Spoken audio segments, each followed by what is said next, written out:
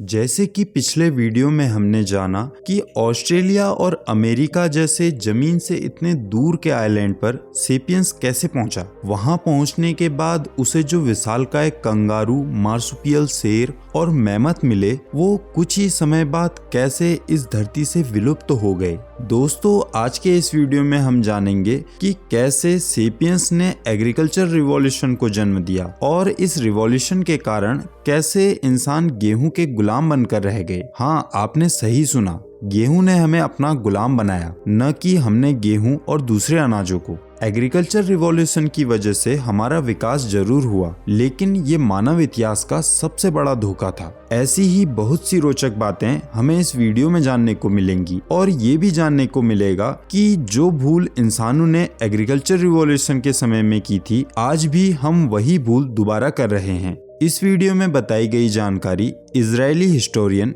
Yuval नोआ Harari की book sapiens से ली गई है। आप चाहे तो डिस्क्रिप्शन में दिए गए लिंक से इस बुक को खरीदकर पढ़ सकते हैं।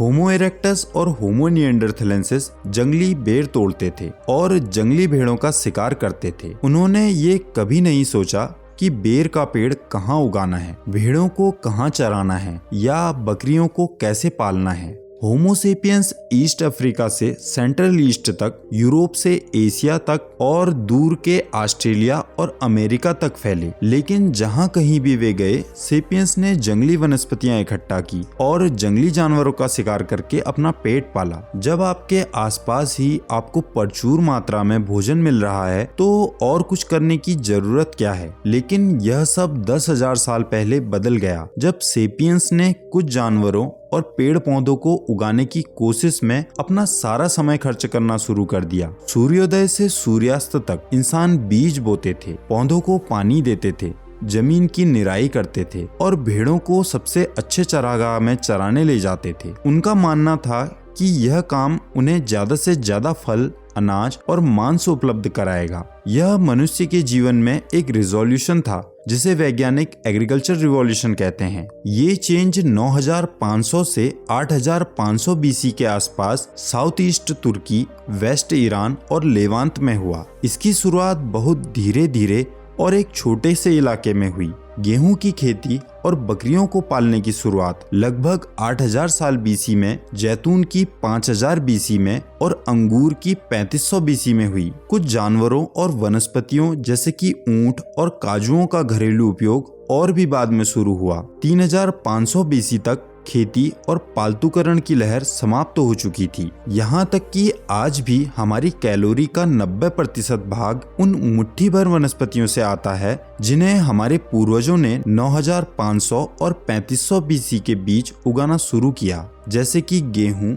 चावल, मक्का, आलू, जौ और बाजरा। पिछले 2000 सालों के दौरान किसी भी दूसरी वनस्पति या जानवर को हमने पालतू नहीं बनाया। हमारे पास वही दिमाग है जो भोजन खोजियों के पास था और हमारा भोजन भी वही है जो प्राचीन किसानों का हुआ करता था। कुछ समय पहले तक खोजकर्ताओं का मानना था कि खेती का विस्तार किसी एक उद्गम बिंदु से दुनिया के चारों कोनों तक फैला। लेकिन आज खोजकर्ताओं का मानना है कि दुनिया के अलग अलग हिस्सों में खेती फ्रीली इवॉल्व हुई थी। सेंट्रल अमेरिका के लोगों ने गेहूं, मटर, मक्के और बीन्स की खेती शुरू की। चीन के पहले किसानों ने चावल, जौ की पैदावार और सुअरों के पालन की शुरुआत की। नॉर्थ अमेरिका में सबसे पहले कद्दू की खेती शुरू हुई। न्यू गिनी के लोगों ने गन्ने और केले का पालतूकरण किया। फर्स्ट एडी आते आते दुनिया के अधिकांश हिस्से की विशाल आबादी किसान बन गई थी। क्या वजह है कि agriculture revolution central east China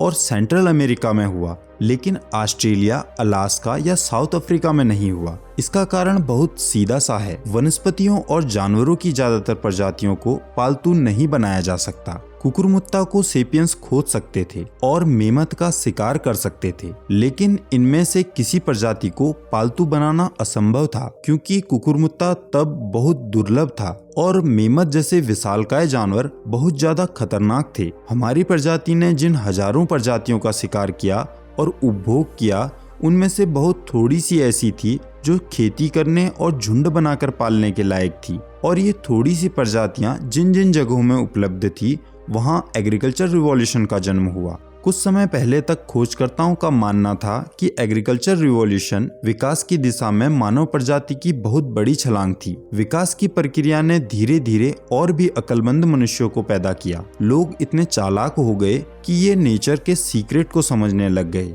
जिससे वे भेड़ों को पालने लगे और गेहूं की खेती करने लगे। और ऐसा करते करते उन्होंने खुशी खुशी शिकारी संग्रहकर्ताओं का थका देने वाला खतरनाक और कठिन जीवन त्याग दिया और सुखी और संतुष्ट किसान का जीवन जीने लगे। ये एक ऐसी कहानी है जिसको सुनकर लग सकता है कि सब कुछ कितना अच्छा रहा, जो कि बिल्कुल सच नहीं है। इसका कोई प्रमाण नहीं है कि समय बीतने के साथ साथ लोग ज्यादा अक्लमंद हो गए थे। भोजन खोजी सेपियंस नेचर के सीक्रेट को एग्रीकल्चर रिवॉल्यूशन से बहुत पहले से समझने लगे थे, क्योंकि उनका जीवन उन जानवरों जिनका वो शिकार करते थे और उन वनस्पतियों जिनका वे उपभोग करते थे को करीब से समझने पर निर्भर था। एग्रीकल्चर रिवॉल्यूशन ने लाइफ को इजी बनाने के बजाय किसान को भोजन खोजियों के जीवन के मुकाबले ज्यादा मुश्किल और कम सुखी बना दिया था। जब इंसान शिकारी थे तो उनके सामने भूखमरी और बीमारी का खतरा कम हुआ करता था। एग्रीकल्चर रिवॉल्यूशन की वजह से मनुष्य ज्यादा अनाज तो उगा सकता था, लेकिन ज्यादा भोजन का मतलब बेहतर खुराक और ज्यादा आराम नहीं था।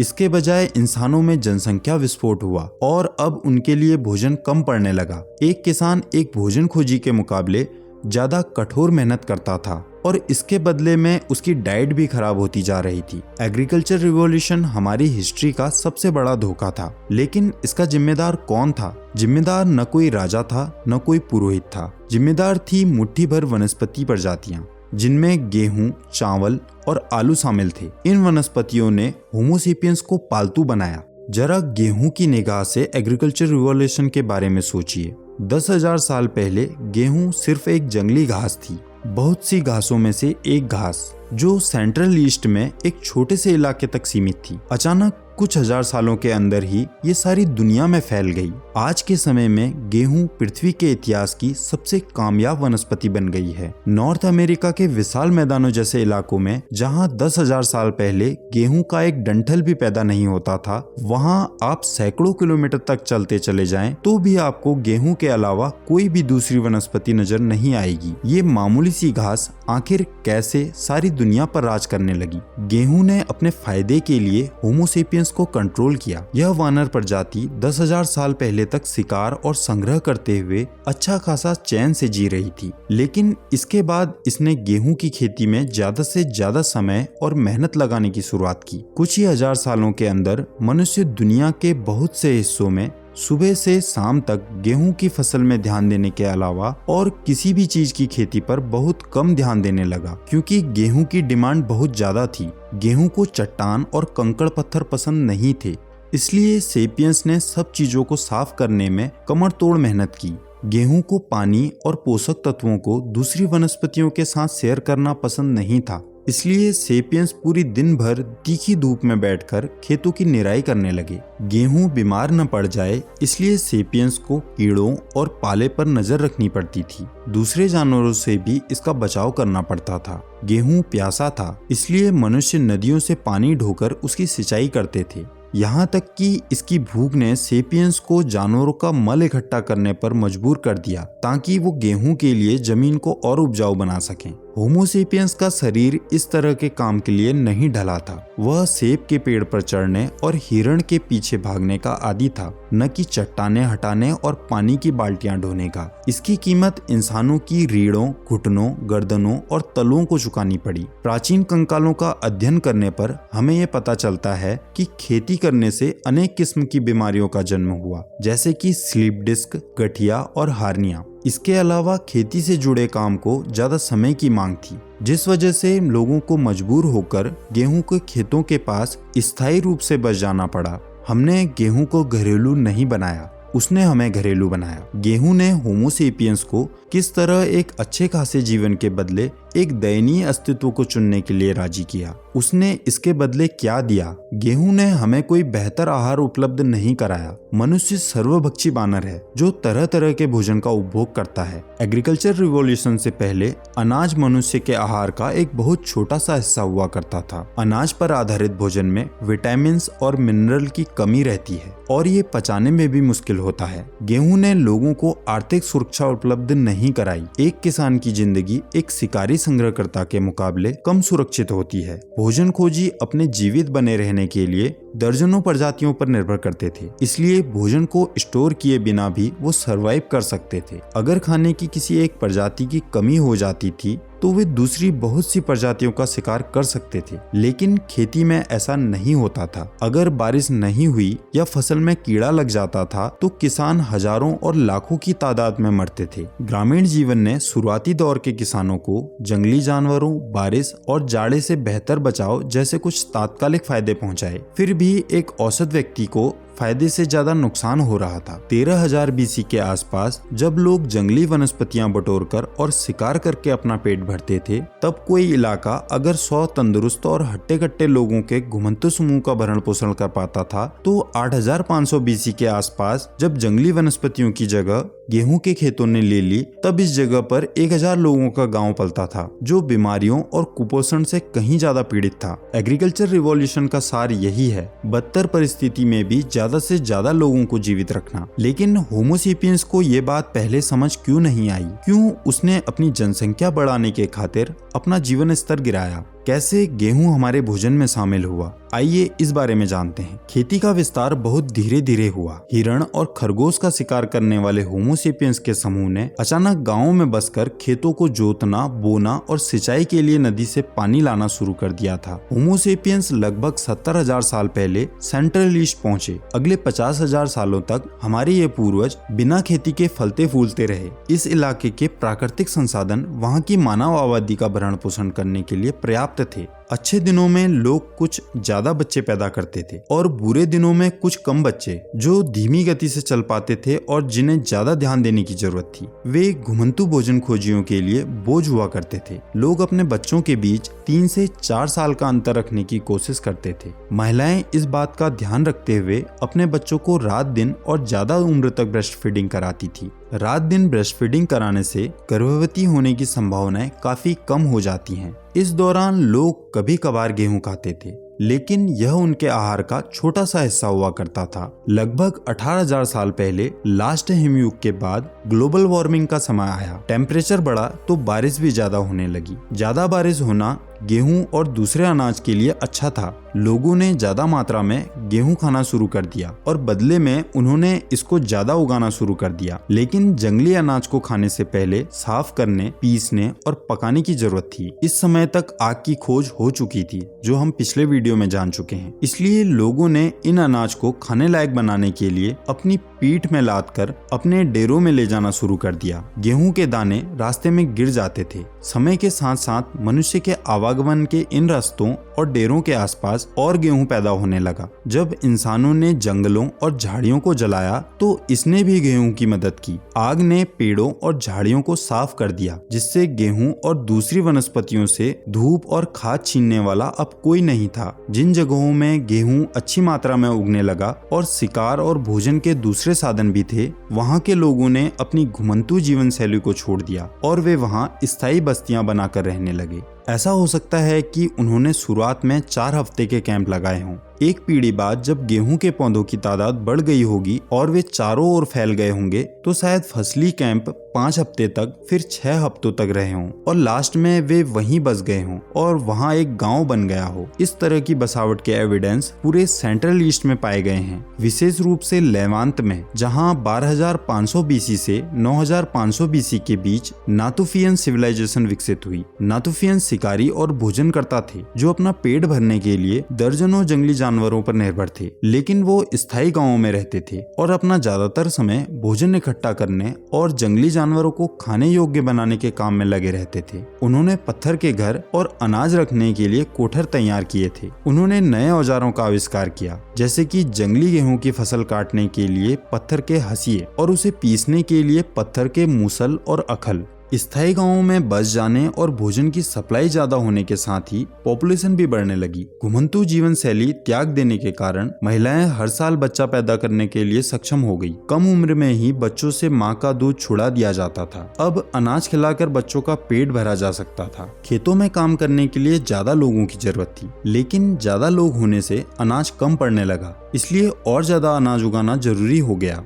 जैसे जैसे लोग रोगों से भरी बस्तियों में रहने लगे, जैसे जैसे बच्चे माँ के दूध के बजाय अन्न पर पलने लगे, वैसे वैसे बाल मृत्यु दर बढ़ने लगी। कृषक समाजों में हर 3 में से 1 बच्चा 20 साल की उम्र तक पहुंचने से पहले ही मर जाता था। फिर भी जन्म दर मृत्यु दर से ज्यादा थी। मनुष्य ने ज्यादा संख्या में बच्चे पैदा करना जारी रखा। समय के साथ साथ गेहूं उगाना महंगा पड़ने लगा। 8500 बीसी के जेरिका का एक औसत आदमी 9500 बीसी या 13000 बीसी के जेरिका के एक औसत आदमी के मुकाबले कहीं ज्यादा मुश्किल से भरा हुआ जीवन जी रहा था। लेकिन किसी को भी एहसास नहीं था कि क्या हो रहा था। हर अगली पीढ़ी अपने कामकाज के तरीके में छोटे मोटे सुधार करते हुए अपनी पिछली पीढ़ी के जीवन के ढर्रों को जारी रखे हुए थी। सुखमय जीवन की तलाश ने किसानों के गले में और बोझ लटका दिया। हमने उम्मीद की थी कि ये सुधार हमारे जीवन को और आसान बना देंगे, लेकिन ऐसा नहीं हुआ। अगर आप ज्यादा मेहनत करेंगे तो आपका जीवन बेहतर होगा। ये होमो सेपियंस की योजना थी।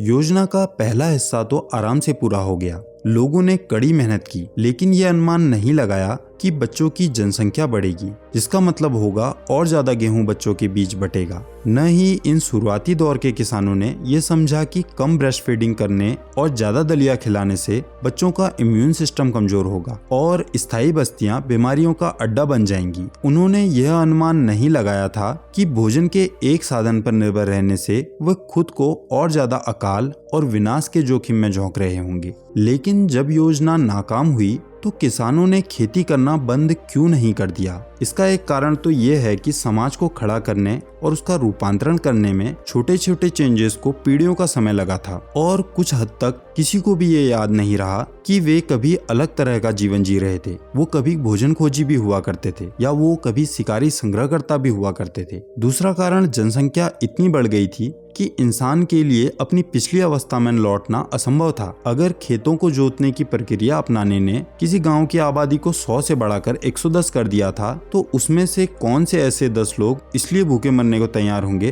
ताकि बाकी के 100 लोग अपने अच्छे समय की ओर लौट सकें? वापसी असंभव थी। सेपियंस अपने ही जाल में फंस गया था। एक ज्यादा आसान जीवन की खोज ज्यादा बड़ी मुश्किल का कारण बन गई और यह आखिरी बार नहीं हुआ था। ये आज भी हमारे साथ हो रहा है। हम आज भी बड़ी बड़ी यूनिवर्सिटीज में पढ़ रहे हैं ताकि हमें अच्छी कंपनी में एक अच्छा रोजगार मिल सके। हम इन कंपनी में कड़ी मेहनत करते हैं जिससे हम इतना पैसा कमा सकें कि जब हम 45 साल के हो जाएंगे तो रिटायरमेंट ले लेंगे और वह पैसा हमारी जिंदगी को सुखी बनाने के काम आएगा। लेकिन जब तक हम उस उम्र पर पहुंचते हैं तो हमारे कंधे पर ढेर सारी जिम्मेदारी और कर्ज होते हैं। बच्चे स्कूल में होते हैं, बड़ा मकान और बड़ी गाड़ी चाहिए होती है। ऐसे में आप क्या उम्मीद करेंगे कि वापस पीछे जाकर शांति से जीवन यापन किया जाए? लेकिन ऐसा नहीं होता है। अब हम अपने काम को और ज्यादा बढ़ा देते हैं और ज्यादा कड़ी मेहनत करते हैं। हमारी जिंदगी इसी ट्रैप में फंसी रह जाती है। इतिहास ने हमें एक चीज सिखाई है कि लग्जरी जरूरतें बन जाती हैं और नई जिम्मेदारी का कारण बनती हैं। पहले हमें दिखाने के लिए कार चाहिए या बड़ा मकान चाहिए, बाद में ये हमारी जरूरत बन जाती है। हम इसी पर निर्भर हो जाते हैं। लास्ट में हम ऐसे मुकाम पर पहुंच जाते हैं जहां हम इसके बिना नहीं रह सकते। इसे हम आज के समय के एग्जाम्पल से समझ सकते हैं। पिछले कुछ दशकों में हमने समय बचाने के लिए बहुत सारे डिवाइस बनाए, ये सोचते हुए कि ये हमारा जीवन आरामदायक बना देंगे, जैसे washing machine, vacuum cleaner, dish washer, telephone, mobile, computer और ईमेल। पहले लेटर लिखने, लिफाफे में एड्रेस डालने, टिकट चिपकाने और फिर उसे डाक के डिब्बे तक ले जाने में ढेर सारा टाइम लगता था। लेटर का जवाब भी कई दिनों या हफ्तों में आता था। आज आप जल्दीबाजी में दुनिया के किसी भी कोने में ईमेल कर सकते हैं और कुछ ही मिनटों में इसका जवाब भी हासिल कर सकते हो। आपने अपना बहुत सारा समय बचा लिया, लेकिन क्या आप पहले से ज्यादा निश्चिंत जिंदगी जी रहे हैं? ये हमारी बदकिस्मती है कि ऐसा नहीं हुआ। डाक के जमाने के लोग आमतौर पर तभी खत लिखा करते थे जब कोई इम्पोर्टेंट बात कहनी हो। ज्यादातर लोग महीने में लेटर लिखा करते थे और सिर्फ उन्हीं लेटर का जवाब दिया करते थे जो जरूरी हो। लेकिन आज आप हर दिन ढेर सारे मैसेज पढ़ते होंगे और उनका रिप्लाई भी करते होंगे, और बहुत सारे ईमेल या मैसेज ऐसे होते हैं जिनका जवाब तुरंत देना होता है। हम सोचते थे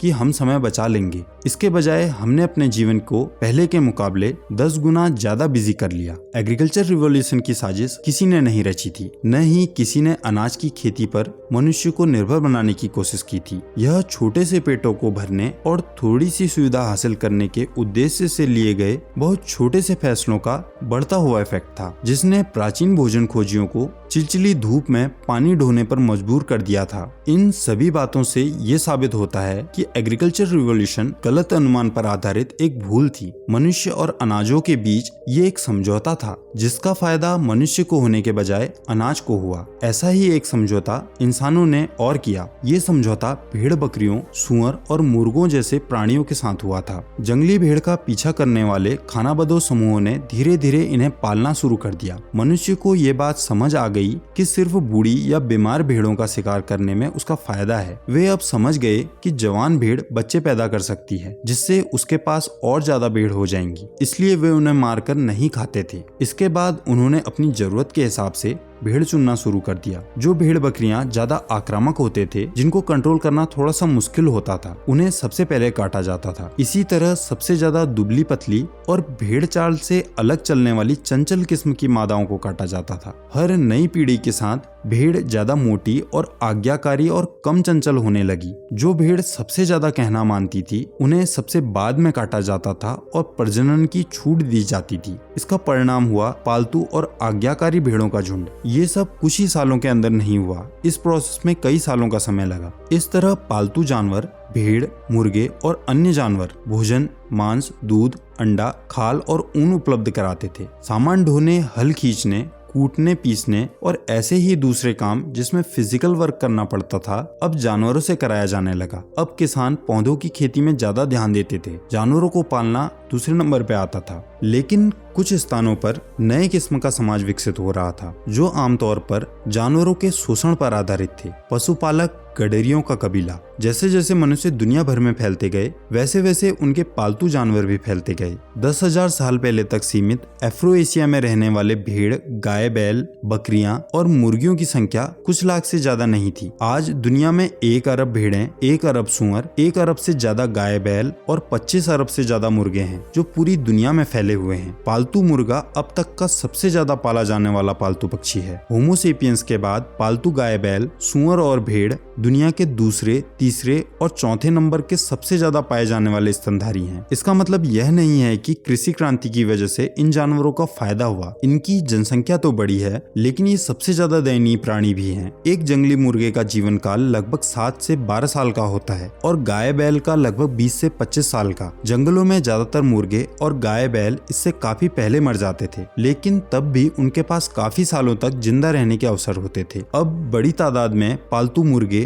और गाय, बैलों को कुछ ही हफ्तों में और कुछ ही महीनों की उम्र के बीच काट दिया जाता है, क्योंकि पैसा कमाने के लिए ये उन्हें काटे जाने के लिए सबसे अच्छी उम्र मानी जाती है। अगर कोई मुर्गा 3 महीने में ही अधिकतम वजन हासिल कर लेता है, तो उसे 3 साल तक खिलाने पिलाने का क्या फायदा। अंडा देने वाली मुर्गियां, दूध देने वाली गाय और बोझा ढोने वाले जानवरों को कभी कभी कुछ ज्यादा सालों तक जीने की छूट दे दी जाती है, लेकिन इसके लिए उन्हें एक ऐसी जिंदगी जीने की कीमत चुकानी पड़ती है जिसमें उनके बच्चों को सिर्फ इसलिए पाला जाता है ताकि उनसे दूध निकलवाया जा सके। बचिया होने पर उसे पाला जाता है और बछड़ा होने पर उसे काट दिया जाता है। इंसान ने जहां भी कदम रखा, वहां के जानवरों को या तो उसने पालतू बना लिया, और जिन्हें पालतू नहीं बनाया जा सकता था उन्हें इस धरती से ही खत्म कर दिया। जीव विज्ञान के हिस्टोरिकल रिकॉर्ड में हम सबसे बदनाम प्रजाति हैं, जिसने हर उस दूसरी जानवर प्रजाति, मानव प्रजाति और वनस्पति को खत्म कर दिया जो उसके लिए समस्या या भोग की वस्तु रही। दोस्तों इस वीडियो में बस इतना ही। अगले वीडियो में हम जानेंगे कि इंसान ने खेती के बाद क्या किया, हम बंदर से इंसान कब बने, आग की खोज करने के बाद हमने सबसे पहले क्या किया। ये जानने के लिए आप हमारी पिछली वीडियो भी देख सकते हो।